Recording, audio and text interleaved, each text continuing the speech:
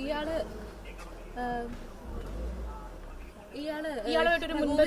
ഇല്ല, ഇയാളായിട്ട് ഒരു മുൻപരിചയവും ഇല്ല.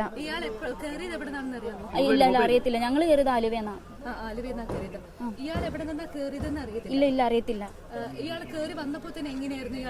അയാൾ മദ്യപിച്ചിട്ടുണ്ടായിരുന്നു, അത് മാത്രമേ ഞങ്ങൾക്ക് അറിയത്തുള്ളൂ, വേറൊന്നും അറിയത്തില്ല. ഇയാൾ ശല്യപ്പെടുത്തുകയും അങ്ങനെ ഒന്നും ഉണ്ടായിരുന്നില്ല. ഞങ്ങള് ഒരു സാധാ രീതിയിൽ ഞങ്ങൾ നിൽക്കുമായിരുന്നു. ഞാൻ വാഷ്റൂമിൽ പോയിട്ട് അവള് വാഷ്റൂമിൽ പോയിട്ട് ഇറങ്ങി പുറത്ത് നിൽക്കുമായിരുന്നു.